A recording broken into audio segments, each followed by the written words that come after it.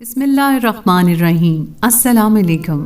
سارہ نے بھی محبت کی شادی کی تھی جب وہ امید سے ہوئی اور اس کے شوہر کو پتا چلا کہ آنے والا بچہ لڑکی ہے تو وہ سارہ کو سیر کروانے کے بہانے لے گیا اور وہاں سارہ کے ہاتھ پاؤں دوپٹے سے باندھ کر اسے نہر میں پھینک دیا۔ آپ بھی سنیے سائرہ کی کہانی اسی کے شوہر کی زبانی۔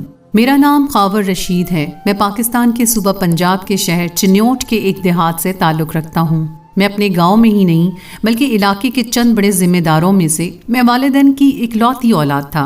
انتہائی ناز و نم میں پلا بڑا تھا۔ میں پنجاب یونیورسٹی میں زیر تعلیم تھا۔ میری ایک کلاس فیلو لڑکی سے محبت ہو گئی تھی۔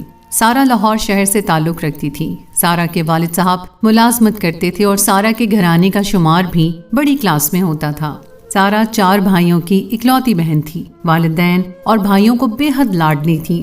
ان کے والدین بھی عمومی طور پر زمیندار تھے۔ پھر انہوں نے اپنا کاروبار شروع کیا اور اپنی انڈسٹری چلائی۔ سارہ بے حد خوبصورت اور انتہائی ذہین تھی۔ اسی وجہ سے آدھی سے زائد پنجاب یونیورسٹی کے لڑکے سارہ کے پیچھے پڑے ہوئے تھے، مگر سارہ نے کبھی کسی کو منہ نہیں لگایا تھا۔ میں بھی سارہ کا دیوانہ تھا۔ میں نے جیسے تیسے کر کے اپنی چکنی چپڑی باتوں سے سارہ کو نام نہاد محبت کے شیشے میں اتار لیا تھا۔ گویا بہت ساری تسلیوں، وعدوں اور قسموں کے بعد سارہ نے میری محبت کا یقین کیا تھا۔ جب سارہ کو میں نے پوری طرح محبت کے جال میں پھانس لیا اور مجھے یقین ہو گیا کہ اب سارہ میرے لیے کسی بھی حد تک جا سکتی ہے تو میں نے سارہ کو شادی کے لیے پرپوز کر دیا۔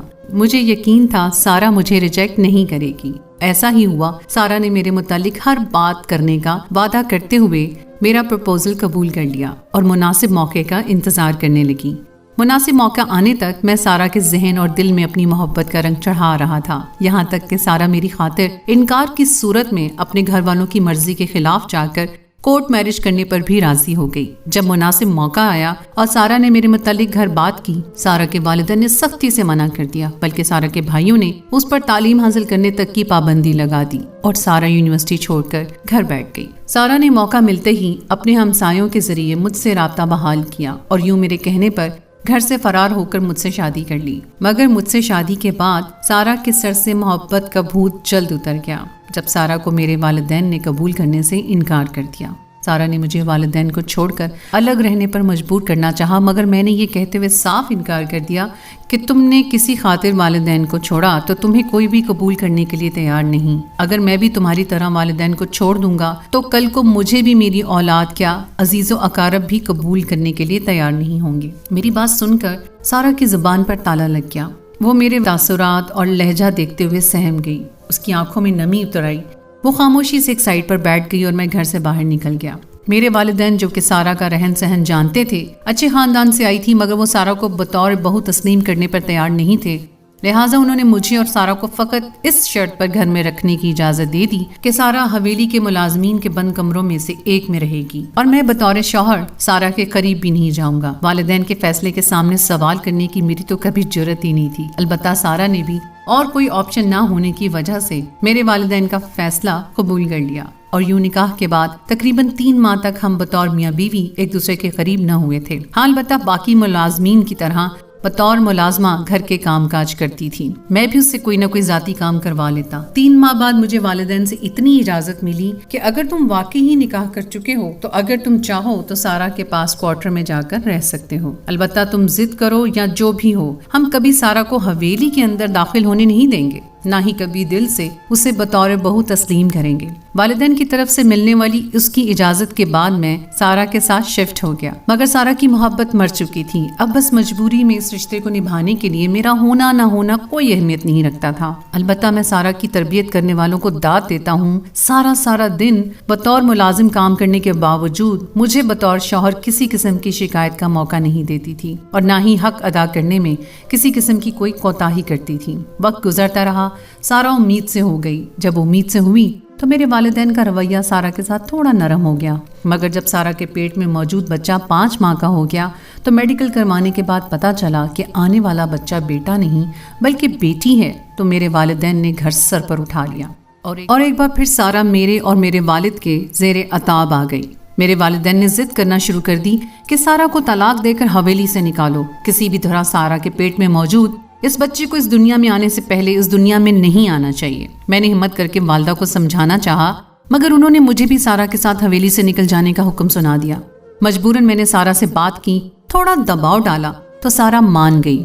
मगर जब सारा को लेकर डॉक्टर के पास पहुंचा तो डॉक्टर ने सफाई से साफ इनकार कर दिया। मैंने बहुत सारे पैसे का कहा, उनकी सिफारिश करवाई, मगर वो ना माना। तो मेरी पूरी कोशिश करने के बाद भी कोई डॉक्टर माँ के पेट में मौजूद बच्चे की जान लेने पर तैयार नहीं था।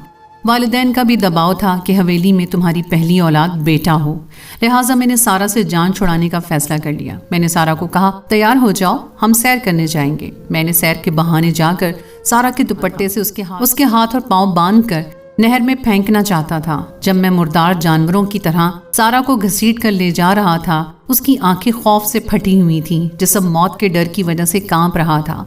सारा ने मुझे बहुत वास्ते दिए, मुझे तलाक देने पर राजी हो गई थी। सारा ने मुझे मेरी मोहब्बत, वादे, कस्में सब याद करवाना शुरू कर दिया था, मगर मेरे ऊपर कोई असर नहीं हुआ और उसकी कोख में मौजूद बच्चे समेत सब कुछ बेमायनी था। मैंने सारा की कमीज में पत्थर बांधकर सारा को नहर में फेंक दिया और फिर घर आकर वालिद साहब को इस मामले से आगाह किया तो मेरे वालिद साहब ने अपनी खास मुलाजिम को आवाज़ दी। वो मुझे साथ लेकर नहर के इस मुकाम पर पहुंचे जहां मैंने सारा को फेंका था। मुलाजिम ने नहर में कूदकर सारा की लाश बाहर निकाली। सारा के साथ बांधे पत्थर निकालने के बाद उसकी लाश को दोबारा नहर में बहा दिया और मेरे वालिद साहब ने पुलिस को इत्तला करवा दी कि मेरा बेटा और बहू ससुर को मिलने गए थे।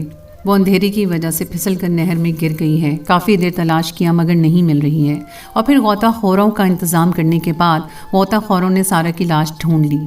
हमने उसका जनाजा करवाया, पुलिस वालों को पैसे देकर उनका मुंह बंद करवा दिया था और सारा को उसकी मोहब्बत से मैंने दफन कर दिया। सारा की मौत के 15 दिन बाद मेरी शादी दोबारा करवा दी गई, लेकिन मैं कभी बाप नहीं बन सका।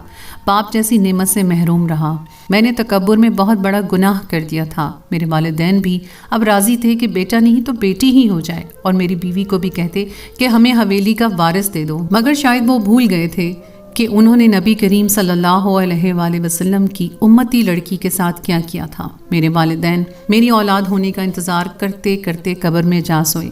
वालिदैन की मौत के बाद लाखों दुआओं और इलाज मुआलजा देसी टोटके आजमाने के बाद भी मैं औलाद जैसी नेमत से महरूम रहा।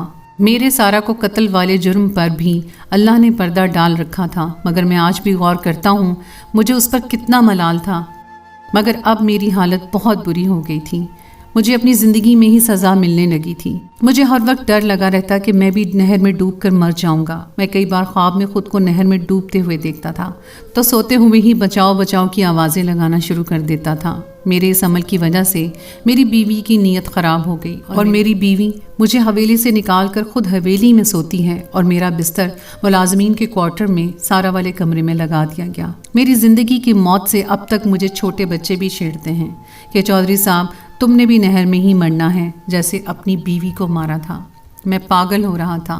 ज़िंदगी मौत से बदतर हो गई, जीना मुश्किल हो गया। फिर आखिर मैंने खुदकुशी करने का सोच लिया और नहर में कूदने के लिए घर से निकल पड़ा। मैंने अपने साथ पत्थर बांधे और नहर में छलांग लगा दी। सच कहते हैं लोग अच्छे का अच्छा और बुरे का बुरा अंजाम होता है। मेरी सब बेटियों से इल्तिजा है, खुदा के लिए अपने वालिदैन के फैसलों पर सवाल मत उठाया करो। अपने वालिदैन को राज़ी रखा करो। वालिदैन कभी भी अपनी औलाद का बुरा नहीं सोचते और उनके फ़ैसलों पर खुश होना चाहिए, क्योंकि वालिदैन के फ़ैसलों में अल्लाह की बरकत होती है। आज तक जो कोई भी अपने वालिदैन के ख़िलाफ़ जाकर शादी करता है कभी खुश नहीं हो सकता। अल्लाह पाक हमें अपने वालिदैन के फ़ैसलों पर खुश रहने की तौफीक अता फरमाए, आमीन। जी तो दोस्तों, ये थी उस लड़की की कहानी जिसने अपने वालिदैन को छोड़कर शादी की और बाद में उसको किसी ने कबूल नहीं किया और वो अजियत में रह रहकर अपनी जान से हाथ धो बैठी। दोस्तों, अगर कहानी आपको अच्छी लगी हो तो कमेंट सेक्शन में लाजमी बताइएगा और इसी तरह की मज़ीद कहानियाँ सुनने के लिए हमारा चैनल मेरी कहानी को ज़रूर सब्सक्राइब कीजिएगा। अगली कहानी तक मुझे इजाज़त दीजिए। अल्लाह हाफ़िज़।